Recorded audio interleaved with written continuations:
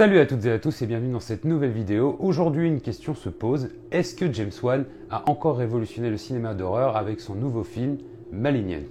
Eh bien, c'est ce que je suis allé voir et il y a énormément de choses à dire. Des bonnes comme des mauvaises. Avant de parler du film, n'hésitez pas à liker ou commenter cette vidéo et aussi vous abonner à la chaîne, ça fait toujours plaisir. Bon allez, stop l'autopromo, parlons de Malignant.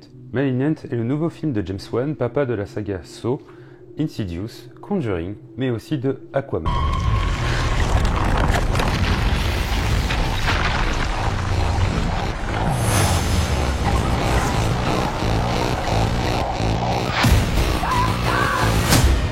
Oui, il envoie du lourd. Pour la petite histoire, on suit une jeune femme enceinte nommée Madison Mitchell qui, à la suite d'une violente dispute avec son mari, d'ailleurs qui lui vaut un léger trauma crânien, et du meurtre de celui-ci, va perdre son bébé et commencer à avoir de terribles visions où elle assiste au meurtre de plusieurs personnes, dont le premier était son mari. Mais elle est aussi pourchassée par la créature qui commet ces crimes.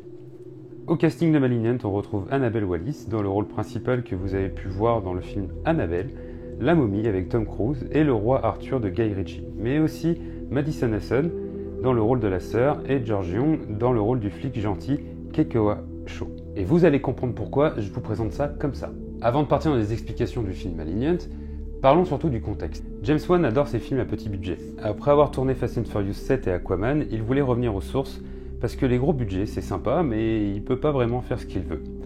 C'est pour cela qu'il décide de tourner un petit film d'horreur comme avant, entre le tournage d'Aquaman et d'Aquaman 2. A partir de maintenant, je vais spoiler, parce que malheureusement je vais être obligé, pour aller dans le fond de l'analyse. Donc si vous voulez pas entendre les spoils, vous avez le petit timecode qui est juste ici, ou sinon vous pouvez rester aussi pour tout simplement comprendre ce qui vous attend.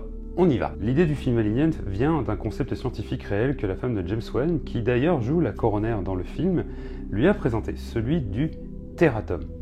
Le tératome. Bon, Wikipédia, aide-moi. Les tératomes sont connus depuis l'Antiquité, mais ont tenu la médecine en échec jusqu'à il y a peu, concernant leur origine, leur explication et parfois leur traitement. Certains nouveau-nés naissent avec des tératomes, parfois de grande taille, attachés à eux, évoquant un jumeau conjoint. On a donc naturellement cru qu'il pourrait s'agir des restes de jumeaux qui ne s'étaient jamais complètement ou correctement développés. Suivant cette hypothèse, les tératomes internes étaient supposés être des restes d'anciens jumeaux qui auraient été absorbés dans le corps du fœtus et le bébé survivant durant la grossesse. Merci Wikipédia. Du coup, James Wan fut intrigué par ce sujet et la part horrifique de son esprit s'est tout de suite mise au travail. Et il décida de faire de Malignant une combinaison de plusieurs genres différents. Un peu de slasher, un peu de monstre, un peu d'action et un peu de thriller psychologique. En gros, Malignant, c'est un mélange de tout ce qui se trouve dans sa tête de réalisateur. Et ben, je peux vous dire une chose. C'est un sacré bordel dans sa tête. Mais je m'explique, parce que Malignant, au premier abord, va diviser tout le monde. D'une part par la mise en scène, James Wan ne nous a pas habitués à une mise en scène et un montage aussi bizarre. On a l'impression d'assister à plusieurs épisodes d'une série télé, avec tous les stéréotypes qui vont avec, la femme enceinte qui se fait battre, la sœur qui revient car elle pouvait plus se voir, le flic qui tombe sous le charme de la sœur, la coéquipière qui veut pas suivre les intuitions de son coéquipier, et il y en a plein d'autres. Des fois, on a même l'impression d'assister à un épisode d'X-Files. Malgré tout, James Wan nous propose des jeux de caméra bluffants. La scène de la première vision avec la caméra qui tourne autour de l'héroïne pendant que le décor est en train de se décomposer est juste magnifique. Le film est plutôt bien rythmé malgré quelques petites longueurs par-ci par-là, mais tout ça est fait exprès pour nous mettre le doute tout au long du film. Parce que James Wan aime bien jouer avec le spectateur, tout comme dans Saw. Malgré que l'explication de tout ce qui se passe peut être devinée au bout de 20 minutes de film, il essaie de nous aiguiller vers d'autres explications plausibles afin de nous faire douter jusqu'à 30 minutes avant la fin. Je dis 30 minutes avant la fin parce que, à partir de ce moment-là, tout part en vrille. Je vous disais tout à l'heure qu'il a voulu mélanger plusieurs genres dans Malignant, et la fin c'est 30 minutes d'action.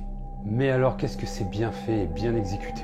Surtout pour la créature. Car oui, là cette créature n'est pas que de l'image de synthèse. C'est aussi une actrice contorsionniste qui est capable de se mettre dans des positions complètement illogiques et qui a effectué tous les mouvements à l'envers de la créature.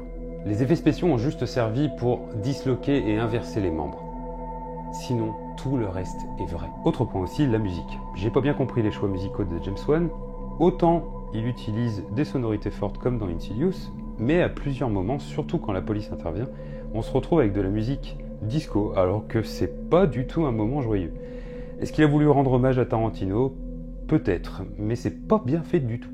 Et pour finir, parlons des acteurs. Ils sont tous oubliables, hormis la sœur de l'héroïne qui est la seule dans le film qui se défonce pour comprendre ce qui se passe. Alors, quand je dis oubliable, c'est surtout que leur jeu d'acteur fait le boulot, mais n'apporte pas grand-chose dans le film. Ce qui fait qu'on se détache des personnages et juste on regarde ce qui se passe. Et je trouve ça dommage. Pour conclure, Malignant n'est pas un mauvais film. À chaud, effectivement, on peut se dire que c'est de la merde, comme certains youtubeurs l'ont dit, mais moi, je me suis posé une question en sortant de la salle. Pourquoi? Qu'est-ce qui t'est arrivé, James? Qu'est-ce qui t'est arrivé? Mais en faisant des recherches et en essayant de comprendre, ça a changé ma vision globale du film. Ça m'a permis de le voir comme un film moyen et non comme un échec total. Donc si j'ai un conseil à vous donner, n'allez pas voir Malignant comme un film d'horreur, mais plutôt comme un hommage du film de James Wan qu'il apprécie tellement.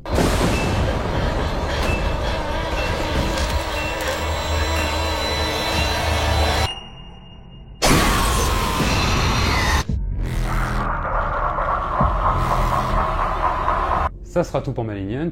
J'espère que cette vidéo vous aura plu. Surtout n'hésitez pas à liker, partager, commenter et abonnez-vous en masse. Bientôt les 100 abonnés. En tout cas pour moi je vous dis à bientôt et matez des films.